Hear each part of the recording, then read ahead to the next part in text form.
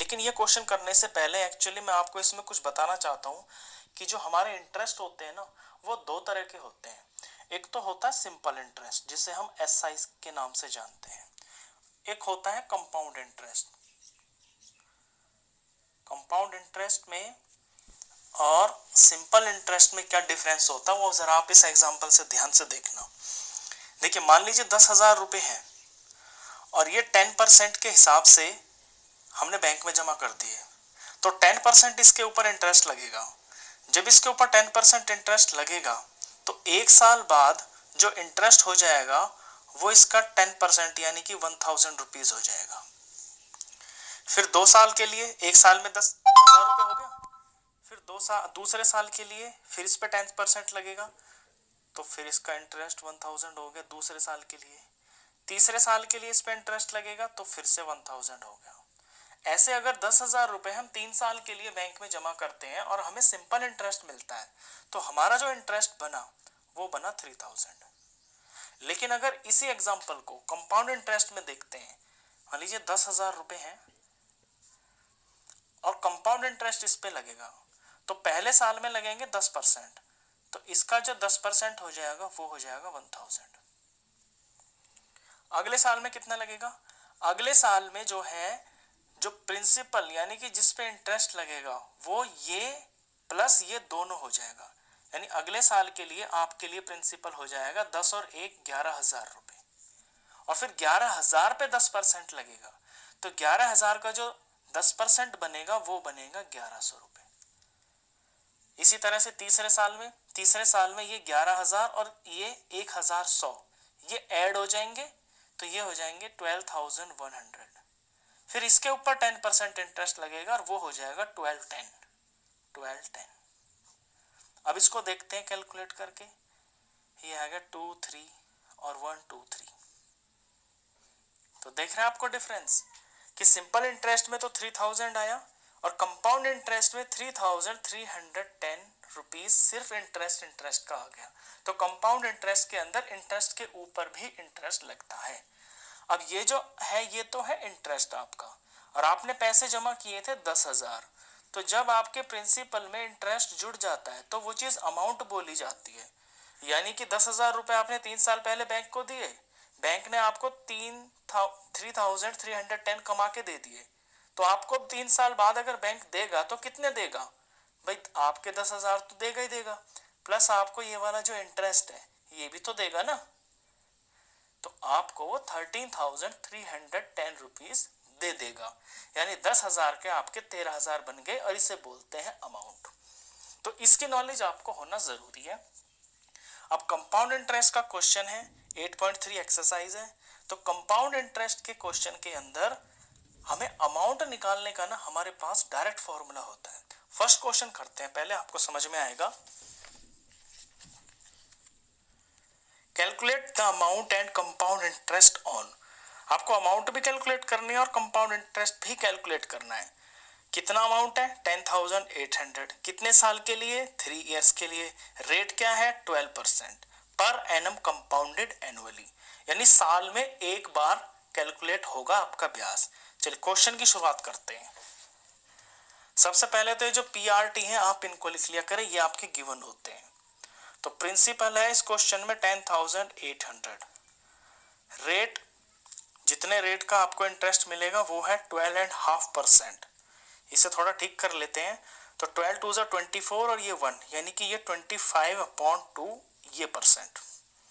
और टाइम 3 साल के लिए 3 इयर्स, और कंपाउंडेड एनुअली है ये भी ध्यान रखना, कंपाउंडेड एनुअली। एनुअली का मतलब है कि साल में एक बार इंटरेस्ट लगेगा। इसमें मैं थोड़ा जोर क्यों दे रहा हूं कि आगे चल के ना ये कंपाउंडेड हाफ ईयरली का भी क्वेश्चन आएगा, तो इनमें क्या फर्क होता है वो तभी बताऊंगा जब आपका हाफ ईयरली का क्वेश्चन आएगा। चलिए अब हमें इससे निकालना है अमाउंट। पहले निकाल लेंगे, हमारे पास डायरेक्ट अमाउंट का फॉर्मूला होता है। अमाउंट का फॉर्मूला होता है principal in bracket 1 plus rate upon में 100 और इसकी पावर टाइम। ये वैल्यू ये फॉर्मूले में वैल्यूज भरते ही ना आपका डायरेक्ट ये पता चल जाएगा कि 3 साल बाद आपके 10,800 के कितने रुपए बन जाएंगे, उसे हम अमाउंट बोलते हैं। चलिए वैल्यू भर लेते हैं। प्रिंसिपल है 10,800, ब्रैकेट शुरू 1 का 1 और ये प्लस, और रेट हमने यहाँ बना लिया 25/2। तो 25 को न्यूमरेटर में लिखेंगे, 2 को डिनोमिनेटर में लिखेंगे, और यहाँ जो 100 है ये इसके साथ में यहाँ लिखेंगे क्योंकि डिनोमिनेटर में है ना। और टाइम 3 साल की बात चल रही है तो टाइम की जगह लगा देंगे 3। अब सॉल्व करते हैं। ये 10,800 ब्रैकेट स्टार्ट 1 प्लस, ये फ्रैक्शन में है पूरा, इसे सॉल्व कर लेते हैं। 25 1 जार 25 4 जार, तो ऊपर ऊपर तो आ गया 1 और नीचे आ गया 4 2 जार 8, और इस सारे की पावर है ये 3। फर्दर स्टेप, ये 10,800 और यहाँ पे इसको सॉल्व कर लेते हैं। जब ऐसे 3 नंबर होते हैं तो इसकी ऐसे मल्टीप्लाई होती है, 8 1 जार 8 और ये प्लस 1 तो 9 हो गया, तो 9 तो हो गया ऊपर और नीचे रहेगा 8, और क्योंकि ये 3 बार है इसकी पावर 3 लग रही है ना, तो इसे आप 3 टाइम्स लिखेंगे, तो 9/8 और ये 9/8 ऐसे। अब इसे सॉल्व करना शुरू करिए। देखिए ऊपर और नीचे कुछ कट रहे हैं, 8 से जो ना ये वैल्यू कट रही है तो इसे मैं काट दूंगा। ये पूरा 8 से कट रहा है तो 8 1 जार 8 होता है, और जब इसे मैं 8 से डिवाइड कर दूंगा तो ये आएगा 1350। ये 8 से पूरा डिवाइड हो रहा है। यहाँ पे अब ये वैल्यू और ये वैल्यू 2 से डिवाइड हो रही है, इसे मैं 2 से जब डिवाइड करूंगा तो 4 आएगा, इसे जब मैं 2 से डिवाइड करूंगा वैल्यू को तो ये आएगा 675।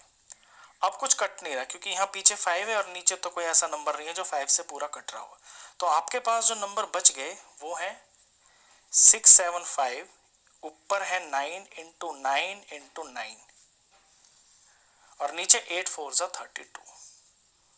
बस इस वैल्यू को जब सॉल्व करेंगे आप तो आपका आंसर आएगा 492075 अपॉन में 32।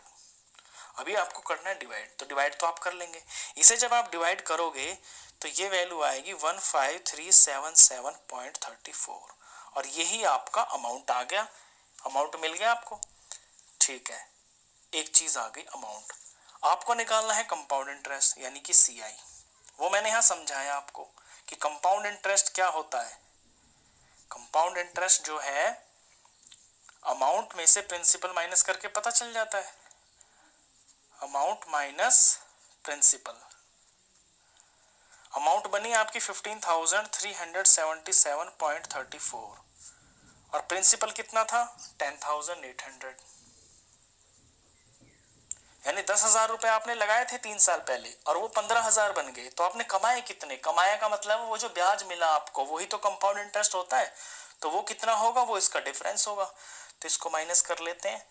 पॉइंट पे ध्यान देना, पॉइंट की सब्ट्रैक्शन में बच्चे गलती कर देते हैं, तो पॉइंट पे ही पॉइंट होना चाहिए। यहाँ तो पॉइंट है, अब यहाँ कहीं भी नहीं है ना, तो यहाँ पे पॉइंट है, तो इसको इसी तरह से लिखेंगे, पॉइंट के नीचे पॉइंट, यहाँ 0, यहाँ 0, यहाँ पे 8 और यहाँ पे 0 और यहाँ पे 1। यहाँ पॉइंट के आगे कुछ नहीं है ना, तो 0 लगा लो। तो यहाँ का 4, ये आ गया 3, ये आ गया 7, 7 13 में से 8 गया तो ये 5 आ गया और ये 4 आ गया, तो 4577.34 और ये रुपीज है तो रुपीज लगा लेना। तो आपने देखा क्वेश्चन में आपको डायरेक्ट ए का फॉर्मूला पता होता है अमाउंट, तो आपका डायरेक्ट अमाउंट आ जाता है। और कंपाउंड इंटरेस्ट निकालने के लिए अमाउंट में से प्रिंसिपल को माइनस कर देते हैं, माइनस करते ही आपकी आंसर आ जाएगा। तो इस वीडियो में बस इतना ही।